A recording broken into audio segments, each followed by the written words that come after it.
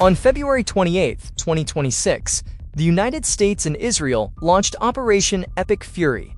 It was a joint decapitation strike against Iran, designed to be surgical, swift, and decisive.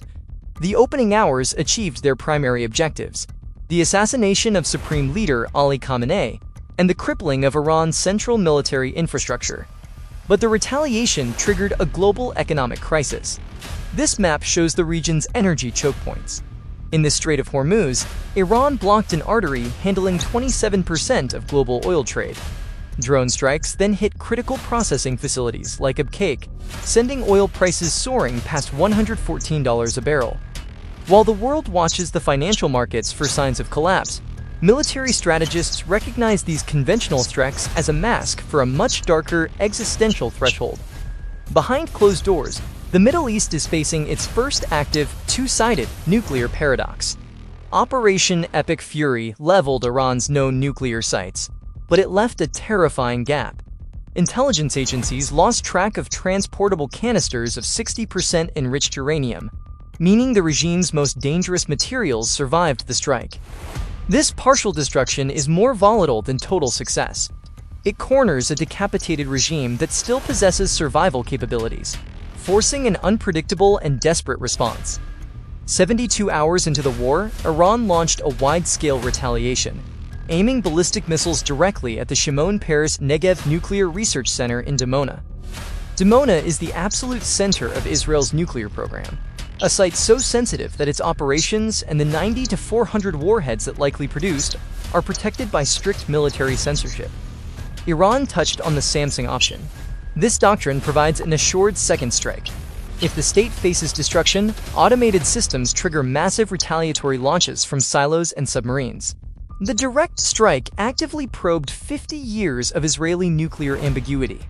Israel's historical silence regarding its arsenal is now a vulnerability. An adversary with nothing left to lose is proving willing to operate right up to the edge of the nuclear threshold. Attention is now fixed on Iran's residual stockpiles. The unaccounted canisters of 60% enriched uranium are only a short sprint away from weapons-grade purity. This creates the most dangerous dynamic in game theory, the use-it-or-lose-it trap. If a state believes its hidden nuclear assets are about to be destroyed in a secondary military strike, the rational military incentive is to weaponize and launch them immediately before they are gone. The timeline for intervention is collapsing. If intelligence detects a sprint for a bomb, the window for a preemptive strike shrinks from weeks down to mere minutes. A nuclear launch in this scenario reflects the unforgiving mathematics of escalation, where compressed timelines overwhelm human caution. International diplomatic efforts are struggling to keep up. Emergency UN sessions and Pakistan's 15-point peace plan are attempting to broker a ceasefire before the threshold is crossed. But those efforts are being outpaced by military reality.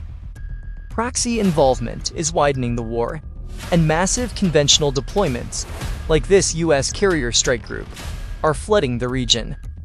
Standard geopolitical circuit breakers, like economic self-interest or formal alliances, often fail during a crisis fueled by paranoia and incomplete intelligence.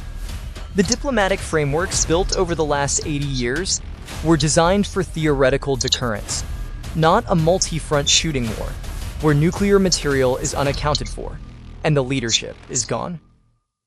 Regardless of any future ceasefire, the 80-year taboo against nuclear use has fractured. Observing nations now see that American military umbrellas cannot guarantee absolute safety. This realization will likely accelerate global nuclear proliferation for decades to come. The 2026 war has pulled nuclear weapons into the foreground of military decision-making, moving them from a background condition of global politics into a tactical choice. Decision-makers in Washington, Tel Aviv, and Tehran are now trapped in the same dilemma. How can anyone make the right call when the entire framework of deterrence collapses?